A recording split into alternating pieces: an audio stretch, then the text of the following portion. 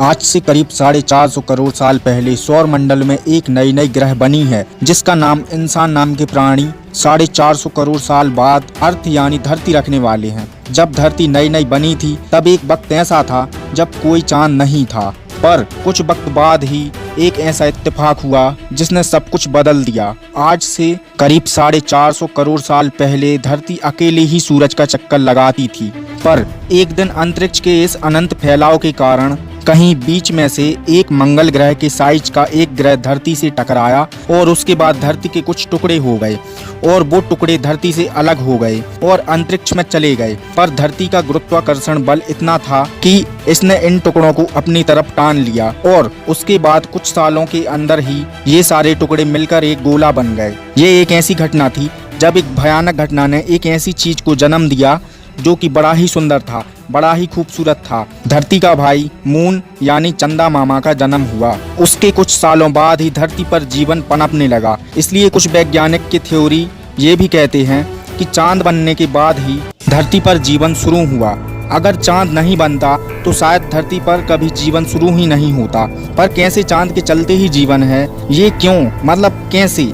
इस बात को समझने के लिए ये वीडियो एक बार पूरा जरूर देखो कि अगर चांद फट जाए तो क्या होगा। तब आप खुद समझ जाओगे कि चांद हमारे लिए क्यों जरूरी है। दुनिया के खत्म होने की जितनी भी कल्पनाएं हैं उन सब में ये कल्पना बहुत ही खतरनाक है। धरती पर मौजूद पूरे समुद्र को एक्चुअली चांद ही कंट्रोल करता है। चांद धरती के चारों तरफ घूमते घूमते धरती के समुद्र को अपनी तरफ तानता है और इसी के चलते समुद्र में पानी बहुत ऊंचे लेवल पर उठता है जिसे लहरें कहते हैं। और इसी गुरुत्वाकर्षण बल के चलते ही समुद्र में ज्वार आते हैं। हम लोग हमेशा वीडियो में देखते हैं कि समुद्र में लहरें होती हैं, पर हम लोग कभी ये नहीं सोचते कि ये लहरें आखिर क्यों होती हैं। कुछ लोग सोचते हैं कि ये लहरें हवा के चलते होती हैं, तो आज आप जान लीजिए कि ये हवा के चलते नहीं होती, बल्कि यहाँ से करीब 3,84,400 किलोमीटर दूर अंतरिक्ष में मौजूद चांद के चलते होती हैं, जो धरती के समुद्र के पानी को ग्रेविटी की मदद से अपनी तरफ खींचता है। एक्चुअली में सूरज भी अपनी ग्रेविटी की मदद से धरती के पानी को अपनी तरफ खींचता है, पर क्योंकि सूरज धरती से बहुत दूर है इसलिए धरती के पानी को ज़्यादा फर्क नहीं पड़ता। चांद जितना धरती से दूर है सूरज उससे 400 गुना ज़्यादा दूर है, इसलिए सूरज का साइज बड़ा होते हुए भी इतनी दूरी के चलते धरती पर उसका प्रभाव कम पड़ता है। मतलब चांद और सूरज दोनों ही मिलकर धरती के पानी को अपनी तरफ खींचते हैं।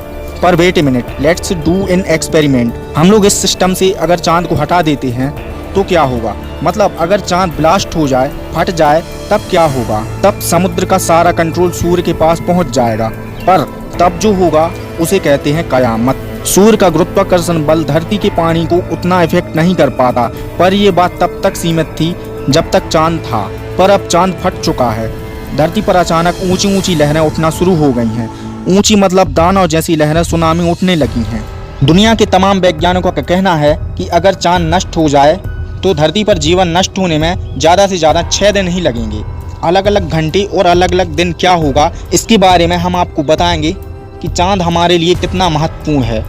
पहला दिन, चांद नष्ट हो चुका है। धरती पर अचानक ऊंची ऊंची लहरें उठने लगी। मात्र 5 मिनट में धरती पर जितने भी आइसलैंड हैं या समुद्री किनारे शहर इलाके हैं सब पूरी तरह पानी से तहस नहस हो चुके हैं। लोग कयामत को अपनी आंखों से देख रहे हैं। अगले 1 घंटे तक कई शहरों और करोड़ों लोगों को अपनी आगोश में लेकर लहरें शांत हो चुकी हैं।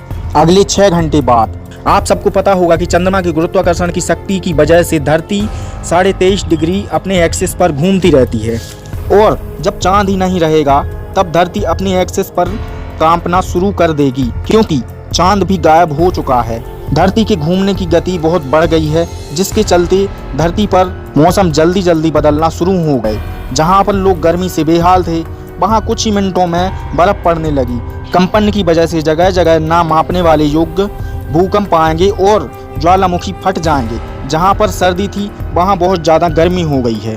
धरती के नॉर्थ पोल और साउथ पोल के मौसम बदल गए हैं क्योंकि चांद फट चुका है, और चांद के फट जाने की वजह से धरती पर दिन मात्र 3 घंटे का ही होगा और 3 घंटे की रात होगी। यहाँ मैं पहले ही बता चुका हूँ कि जब चांद नहीं रहेगा तो धरती की गति जो चांद के गुरुत्वाकर्षण बल की वजह से धीमी थी अब और ज़्यादा बढ़ जाएगी। इसके चलते 2 दिन पहले ही 24 घंटे का दिन होता था वह अब मात्र 6 दिन का ही रहेगा।